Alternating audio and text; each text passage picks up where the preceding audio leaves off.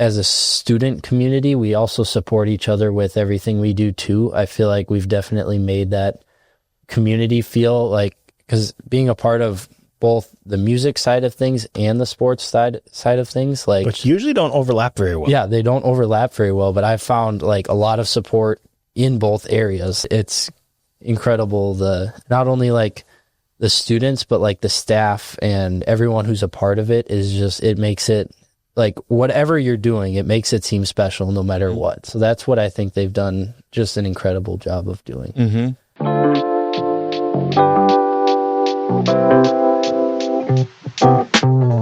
Welcome back to the Buffalo Community Podcast. We have with us Hall of Fame winner from Buffalo High School, Mitchell Friesz. And we are excited to dive into his high school career, how one gets to be a Hall of Famer, if maybe there's still hope for me. And we'll just kind of see where this conversation goes. So we'll start by saying congratulations. Thank you. And tell us 30,000-foot view of who you are and what you do. All right. So in a quick rundown, I guess. It doesn't have to be quick. We got time. Sounds good. All right. I play basketball and tennis for sports. I'm a part of orchestra at the high school, both concert orchestra and chamber strings. I've been a part of Tri-Am Music Honor Society, part of National Honor Society, and I've done a lot with Buffalo Community Orchestra as well over the years. A lot of involvement with the theater this past year even. I've helped with being in the pit orchestra, so that's been a lot of fun. And I think overall too, just really involved in the school and just love learning and love being a part of so many different things. Sure. So pretend for a second you have free time. Theoretically, what would you do in your free time that you enjoy, that, you know, maybe outside of school or things of that nature? Well, I really enjoy composing stuff, music, and playing the piano. I think that's where I spend most of my free time out of school. I think if I had more time off in like a given day or a given weekend or even just like a whole week off, I really like to travel, and I really like hiking and a lot of outdoors type stuff. So if I had that kind of free time, that would definitely be something that I would go for as well. Awesome. I want to expand a little bit on your composing. So you've got a couple pieces published, and you guys actually performed one at a concert recently. Yes. Yep. Tell us the process. I mean, inspiration. How long does it take to compose a piece of music? You know, how many different parts? Tell us a little bit about that. It's very interesting. Yeah, it's a really interesting process, and it's something that I started when I was in 10th grade. I got kind of introduced to a music notation software that I've been using ever since, and I just thought, oh, this is super cool. And so it started with me kind of just piecing together some simpler, like shorter pieces that just kind of sparked my interest, got me kind of going with the composing stuff. But eventually this year I decided, like, hey, I kind of really like this, and I kind of want to give it a shot and see if we could play something like as a part of our orchestra.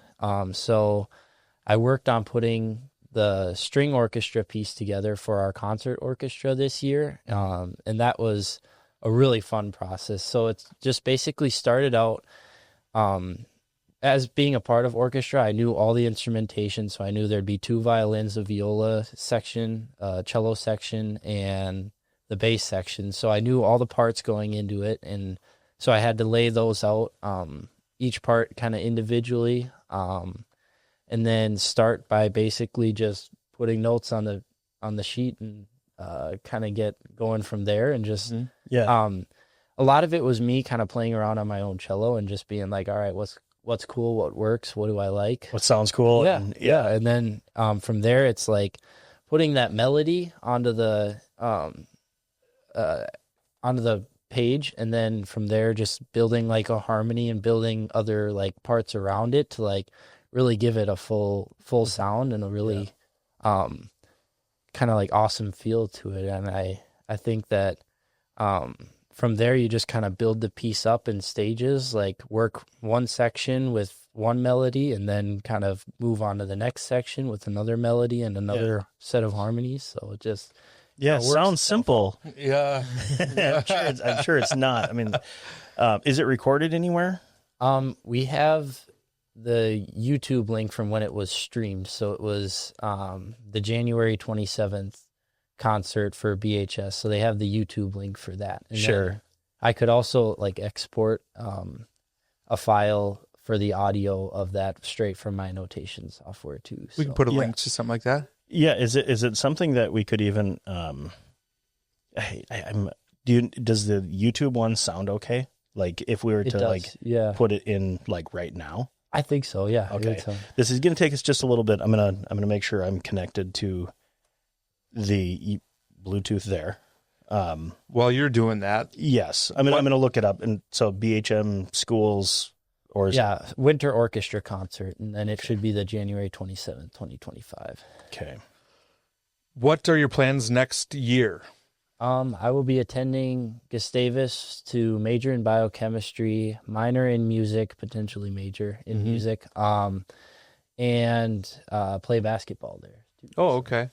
So you're going to have a pretty busy college schedule as well as you know nothing else though, right? No, just be busy. So so the plan is to continue down the music journey and minor right now, but maybe it totally depends on what I feel like, I guess, for my schedule, what that allows. And how much, because it depends on what the major requires as well. Because like whether or not I'll need it to continue composing, because that's more of the path that I would like to follow. I guess I'm less on the performance side. I mean, I'd love playing my instrument and doing that stuff, but I feel like it's not something that I would go into like a profession with, like trying to be a professional player. I just want like the music composition, because that's been like the part that I've had the most fun with, and just it's kind of my release from all the other activities that I've been part of too. So what do you kind of envision yourself like with doing with that biochem?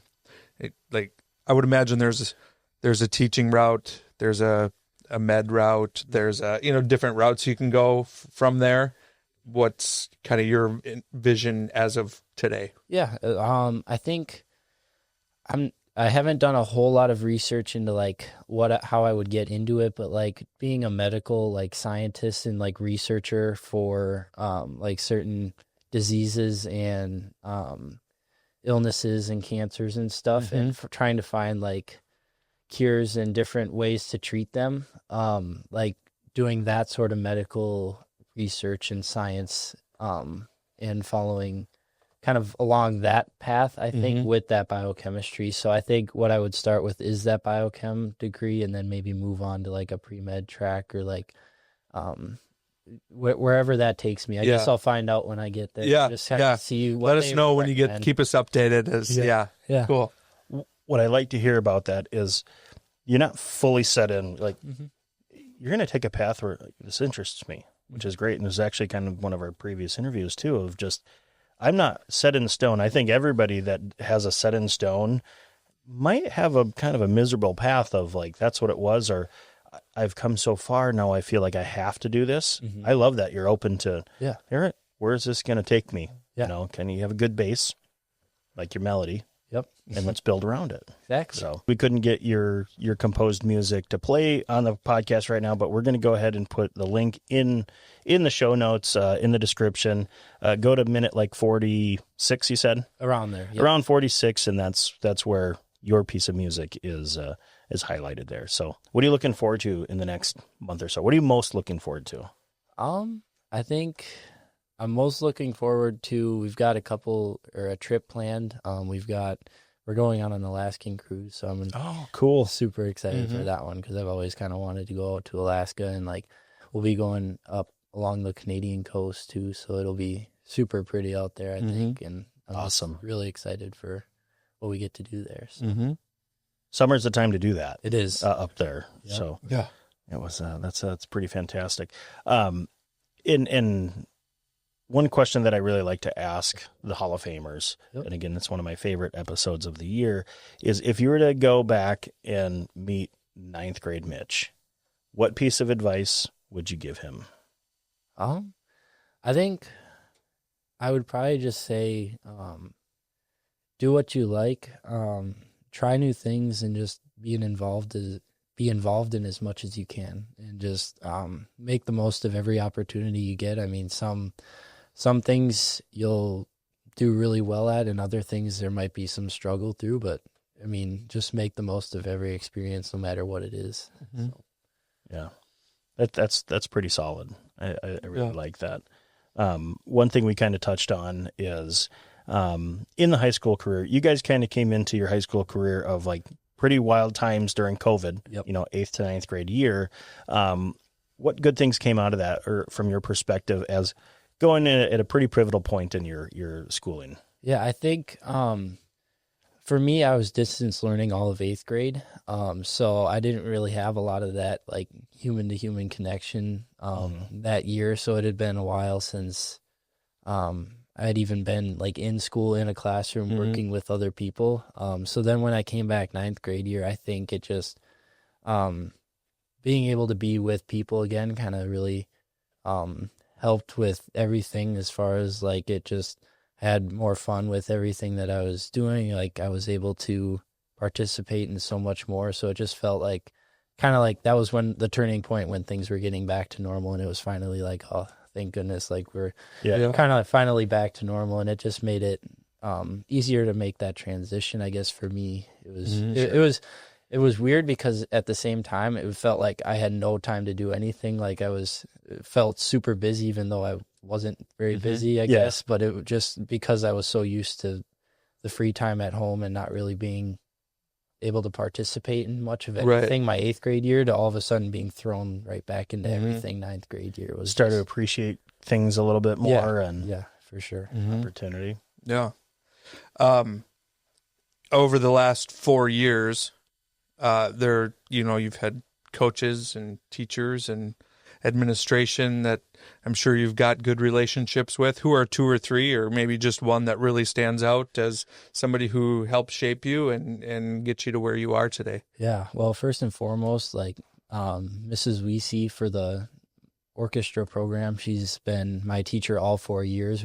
She was a new teacher at Buffalo our freshman year. So for us, even, we were her first kids here that she got to teach, and we've been with her now all 4 years, and it's just been amazing to work with her all 4 years. She's been so great with like helping us out musically, but also like caring for us in so many other ways, like outside of music, and making sure that everything's going well. Like for me, like trying to balance sports and music and academics, like all at once. Like she's been really patient and like helpful with making sure that, hey, I'm still doing my sports obligations, but at the same time I can still participate in orchestra and be a part of all of those things, and being able to balance that. And she's been really supportive of that. And then just always checking in to make sure that things are going well. And she's just been amazing. And obviously, like with the piece that I got to compose, like it wouldn't have happened if she hadn't been like, yeah, go ahead, let's try this out, let's make this work. And I'm forever grateful for that, just for giving me that opportunity, because it was so special, like the moment that it happened. So it definitely sparked an interest in me, and she's definitely helped make that happen. So Did you get to conduct that piece, or were you playing in it? I didn't. I got to. I chose to play in it. She offered for me to conduct, but I chose to play in it just because. I guess you had an awesome solo that you wrote for yourself. Sort of. At the beginning, there was a solo. So those are the things you get to do. You want a solo? Write your own piece. Yeah. So that was part of the reason, but at the same time, I just wanted to like be a part of like making the music happen and stuff too. Like, I think if I had conducted, it would have given me a more full sound of like, hey, I get to hear everyone and what they're playing around me. But at the same time, I just felt like being able to play it too was a little bit more special for me. And maybe that would be something in the future where I start, like if I make a piece, then I can conduct it with a group that's willing to play it for me. So something like that. Very cool. How did your orchestra mates, the other members, feel about this? I mean, were they super excited about it, or? I think it was really interesting at the beginning. I felt like maybe all of us were kind of unsure of like, okay, how's this going to work out? Like, I wrote a piece for us. Like, how's this going to, like, it's not like I'm the professional composer that we're taking all the music from that we've been learning from for years. Like, this is something brand new to all of us. So I think at the beginning it was like a mix of excitement, but like also uncertainty, like how is this going to turn out? But then as the process went on and as we got closer to like concert time when we were ready to perform it, like that's when it really kind of, I think, started to settle in. And I think when it finally hit was that concert night when we were all just like, wow, this is so cool. Like, and I think just from the way that everyone played it, there was like a whole nother energy level to it. It just felt so cool to me because I'm like, I don't think I've ever felt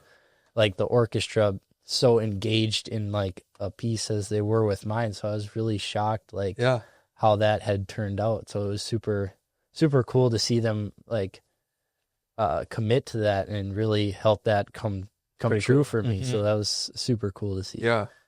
Cool to start to see that buy-in, right? Where you go from the uncertainty to like total buy-in. Yeah. And it's like, wow, okay, this is, that's awesome.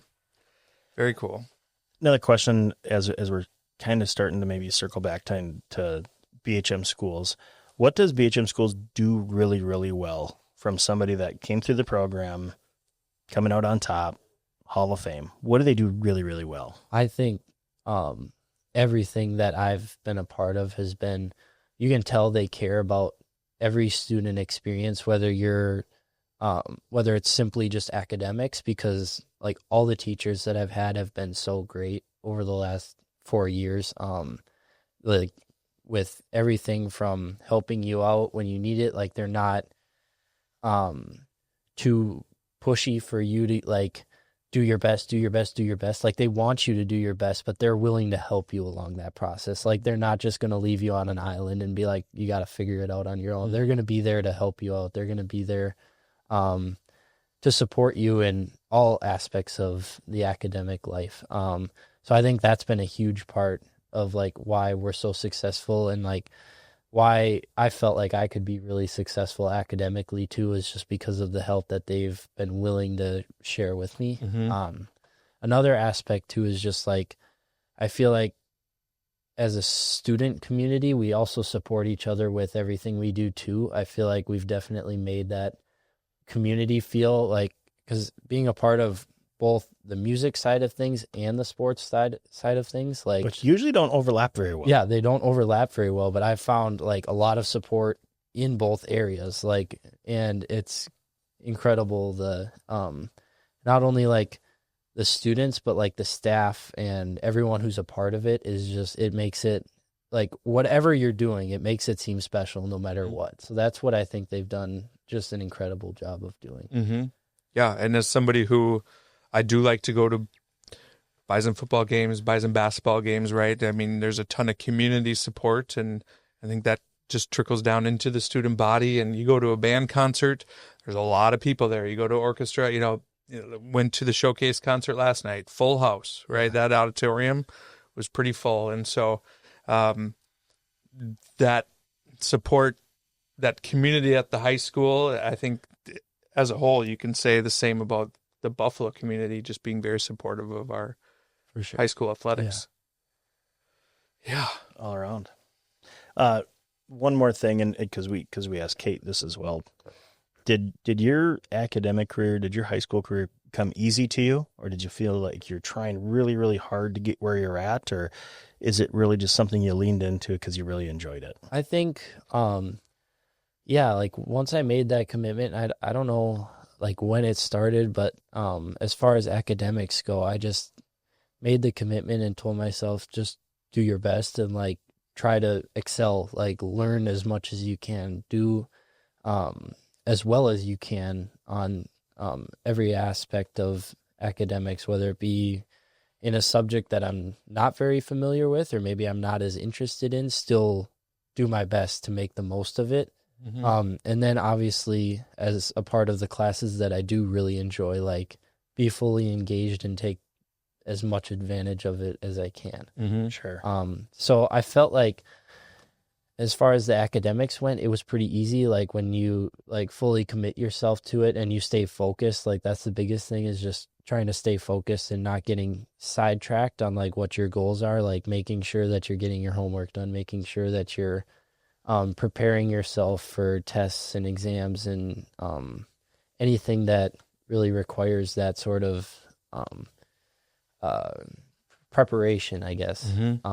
So once that happened, then it made it that much easier, I think, for the academic side of things. So it just kind of came naturally from there. And then as far as like the sports and the music goes, like that's just, for me, those are just extra things that I do for fun. So it's just got to be something that, one, I got to put the work in, obviously. Like there's no way you can get better without putting the work in. But at the same time, the work, there's a reward for that work. And that's what I think I found over the years is like all the opportunities that I've gotten on the basketball court, playing tennis, and then playing the cello too and being a part of orchestra. It's all come from some dedication and hard work to that, and like just finding ways to spend your free time and making sure that you're still hitting on all your interests everywhere that I'm at, kind of. So I think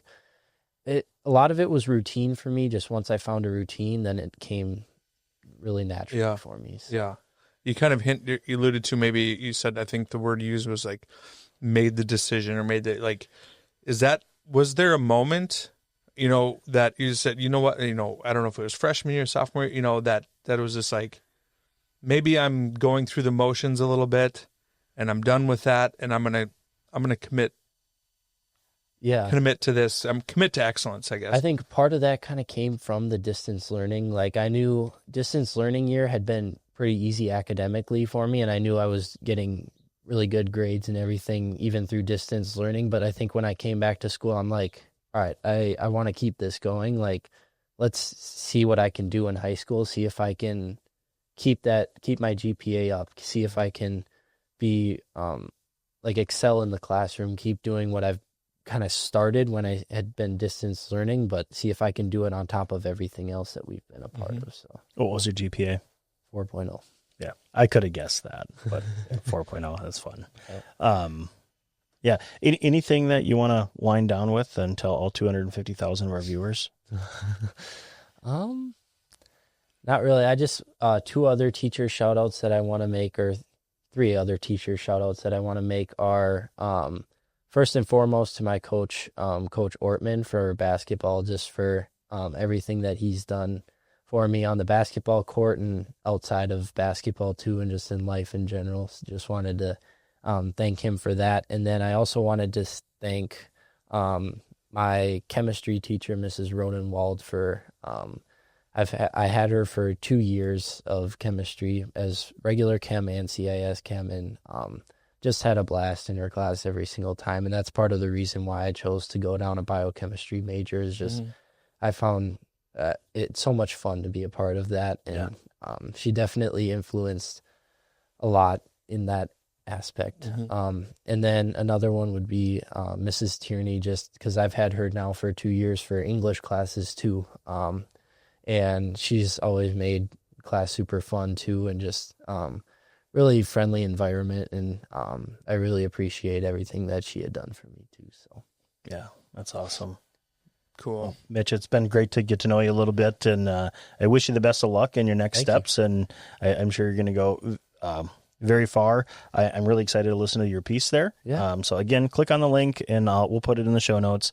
But for the Buffalo Community Podcast, I'm Tyler Reiss. I'm Mark Benzer. And I'm Mitch Friesz.